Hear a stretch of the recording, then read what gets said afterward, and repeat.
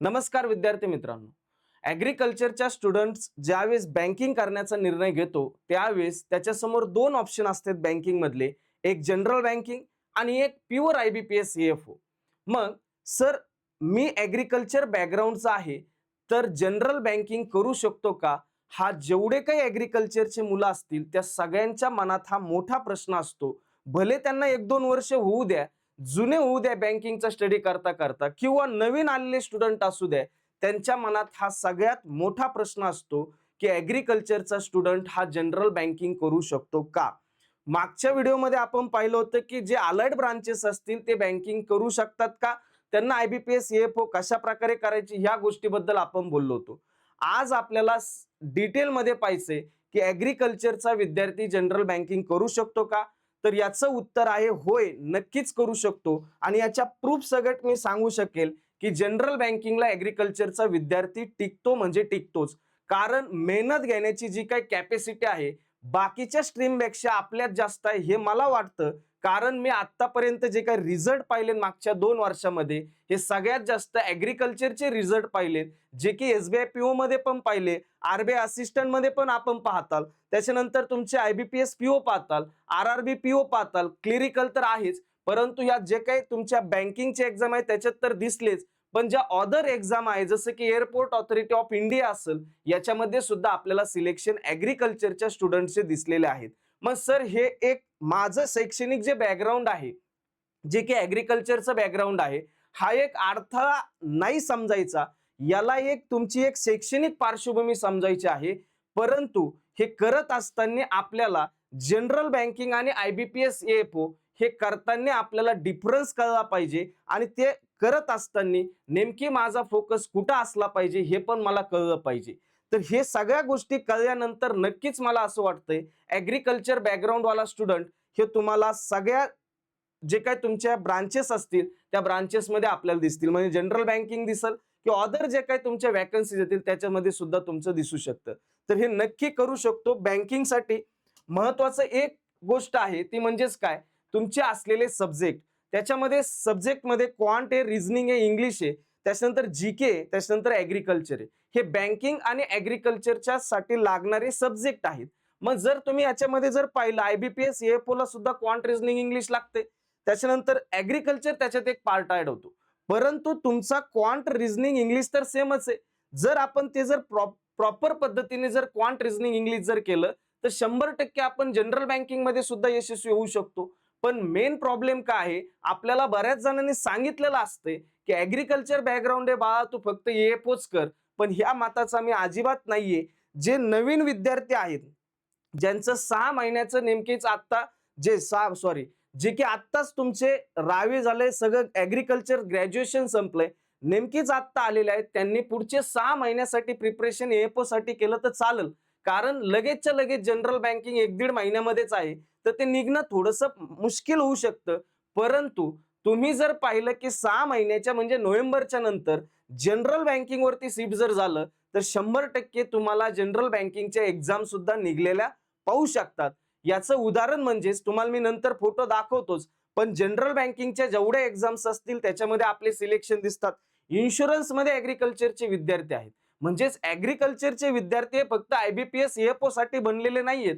पण त्यांना जर योग्य डायरेक्शन जर भेटली तर 100% आपल्याला जनरल बँकिंग मधल्या सुद्धा जागेवरती ते दिसू शकतात, इन्शुरन्स मध्ये दिसू शकतात, जे की मागच्या 2-3 वर्षामध्ये जास्तीत जास्त दिसतात. एक गोष्ट पहिली महत्वाची लक्षात ठेवा, तुम्ही शिक्षण कशात केलंय हे कॉम्पिटिटिव्ह एक्झामला महत्वाचं नसते. कॉम्पिटिटिव्ह एक्झामला महत्वाचं हे आहे की तुम्ही मिनिमम क्वालिफिकेशन जे लागते ते कंप्लीट केलेलं आहे, म्हणजेच ग्रॅज्युएशन कंप्लीट केलेलं आहे. पण याच्यामध्ये तुम्ही ज्यावेळेस कॉम्पिटिटिव्ह एक्झामला तिथं ट्राय करतात त्यावेळेस तुमची जर मेहनत असेल, त्याच्यानंतर सातत्य असेल, तुम्ही पेशन्स ठेवून काम करत असताल आणि त्याच्यातले असे बारकावे जे असतील ते जर ओळखून तुम्ही काम करत असताल तर 100% मीही सांगतोय की जनरल बँकिंग मध्ये ॲग्रिकल्चरचे मुलं 100% दिसतील आणि कुठलीच कॉम्पिटिटिव्ह एक्झाम ही आपल्या ॲग्रिकल्चरच्या विद्यार्थ्यांसाठी अवघड जाणार नाही. दुसरी एक महत्वाची गोष्ट ते म्हणजेच काय, तुमचे जे डिग्री असतील हे डिग्री तुमचं एक चांगलं हे सेंटेन्स आहे, तुमची डिग्री जे असेल तुमच्या संघर्ष मर्यादित करत नाही. तुमचा दृष्टिकोन आणि तुमचे भविष्य हे तुमचं सक्सेस ठरवणार आहे. आता याच्यामध्ये हेही गोष्ट लक्षात घ्या की मी जे विषय तुम्हाला सांगितलेले आहेत तेच विषय तुम्हाला वारंवार करायचे आहेत. मग याच्यामध्ये ऍग्रीकल्चरला थोडासा जर वेळ जर दिला आणि ऍग्रीकल्चर 4 वर्षापासून आपण करतोय, तर 100% मला वाटतं की ऍग्रीकल्चर वाचल्यावर समजतं. पण तुम्ही जर क्वांट रिझनिंग इंग्लिशला चांगला वेळ दिला, त्याच्यातले बारकावे पाहिले, त्याच्यात नेमकी काय प्रॉब्लेम्स आहे हे जर पाहिलं, तर तुम्ही 100% ऍग्रीकल्चरचे विद्यार्थी हे कुठल्याही याच्या पेपर निघू द्या त्याच्यामध्ये आपल्याला दिसतील. याचे जर तुम्हाला प्रूफ पाहिजे असतील तर ते प्रूफ पहा. तुम्हाला पहिला प्रूफ दिसेल, हे पहा. हे सगळे फोटो ऍग्रीकल्चरचे विद्यार्थी जे की जनरल बँकिंग मधल्या पोस्ट त्यांनी मिळवलेले आहेत. त्याच्यानंतर पुढे हे सगळे जे काही तुमचे पोस्ट हे जे फोटो दिसतात हे सगळे ऍग्रीकल्चरचे विद्यार्थी आहेत आणि हे ऍग्रीकल्चरचे विद्यार्थी तुम्हाला जनरल बँकिंगच्या पोस्ट काढताना दिसलेले आहेत. आता हा तर फोटो मी शेवट ठेवला, असे कितीतरी फोटो आहेत, कितीतरी फोटो आपल्याकडे आहेत की ज्या फोटोमधून एक समजतं की नक्कीच आपण ते करू शकतो. फक्त आपल्याला थोडीशी डायरेक्शन व्यवस्थित पाहिजे, मार्गदर्शन जर चांगलं भेटलं तर नक्कीच आपण जाऊ शकतो. आता हा फोटो जो आहे हा photo airport authority of India मी का सांगतो, कारण आपलं याच्याकडे लक्ष नसतं. ऍग्रीकल्चरचे विद्यार्थी ज्यावेळेस तिथं येतो त्यावेळेस त्याच्या डोक्यात एकच घातलेलं असतंय, सगळ्यांनी तेच सांगितलं असतं की नाही मला आयबीपीएस एएफओ करायचं. 100% आयबीपीएस एएफओ कर. मी पहिले 6 महिने तू आयबीपीएस एएफओ केलं पाहिजे या मताचा मी पण आहे. पण हळूहळू आपण सिर्फ जनरल बँकिंग वरती झालो पाहिजे. का झालो पाहिजे? कारण ऑप्शन्स आपल्याला जनरल बँकिंग मध्ये सगळ्यात जास्त दिसतात. आयबीपीएस एएफओ हे एका वर्षातून एकदाच येते, म्हणून आपल्याला जनरल बँकिंग वरती शिफ्ट व्हायचंय. आपल्याला नोकरीशी मतलब आहे, आपल्याला बाकीच्या गोष्टी महत्वाच्या नाहीये. आता हे जे मुलं दिसतात हे मुलांमध्ये जवळपास 168 जागा होत्या एअरपोर्ट ऑथॉरिटी ऑफ इंडिया. याच्यापैकी 34 का 35 हे महाराष्ट्राचे होते आणि या 34 का 35 महाराष्ट्रातल्या पैकी एक 9 ते 10 जण हे ऍग्रीकॉस आहेत. हे मला सांगायचं होतं की तुम्ही फक्त फॉर्म भरा, तुमच्या सब्जेक्टवर कमांड आणा, म्हणजेच क्वांट रिझनिंग इंग्लिश वरती कमांड आणा, तुम्ही असे सुद्धा रिझल्ट मिळवू शकतात. आता हे जो जॉब आहे याची स्टार्टिंग 90-95 हजारांनी, 90-95 हजार. जर समजा तुम्हाला अशा जर नोकऱ्या जर भेटल्या तर तुम्हाला बँकेपेक्षा या नोकऱ्या तुम्हाला कधी पण चांगल्या असतील. आता याच्यामधले तुम्हाला जेवढे फोटो दिसतात हे बऱ्यापैकी सगळे ऍग्रीकल्चर, 6 ते 7 जण हे ऍग्रीकल्चरचे विद्यार्थी. म्हणजेच आपला ऍग्रीकल्चरचा विद्यार्थी ह्या जनरल बँकिंगला टिकू शकतो, फक्त त्याला योग्य मार्गदर्शन पाहिजे. दुसरी महत्वाची गोष्ट, तुमचे जे क्वांट रिझनिंग आणि इंग्लिश हे जे सब्जेक्ट असतील आणि जीके ह्या सब्जेक्ट वरती तुम्हाला जास्तीत जास्त तिथं कमांड असली पाहिजे. जर तुमची कमांड असेल तर तुम्ही जनरल बँकिंगला टिकू शकतात. पण निर्णय कोणी घ्यायचा, कसा घ्यायचा याबद्दलचा व्हिडिओ मी नक्कीच आणल. परंतु यामध्ये दुसरी एक महत्वाची गोष्ट आहे की सर मी पहिला विद्यार्थी आहे की जे ऍग्रीकल्चर संपल्यानंतर मी इथं येतोय आणि आल्यानंतर मी लगेच जनरल बँकिंगला शिफ्ट व्हावं का, त्याच्यानंतर मी फक्त ईएफओच करावं.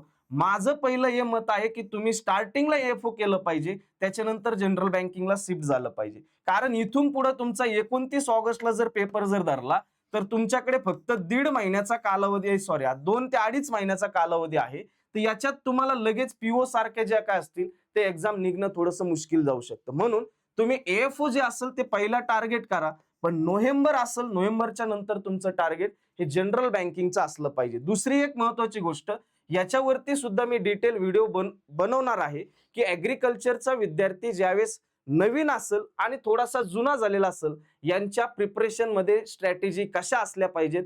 नक्कीच या व्हिडिओमध्ये तुम्हाला जे ऍग्रीकल्चरचे विद्यार्थी असेल ते जनरल बँकिंग का करायचं किंवा जनरल बँकिंगला टिकू शकतो का या गोष्टी तुम्हाला कळल्या असतील.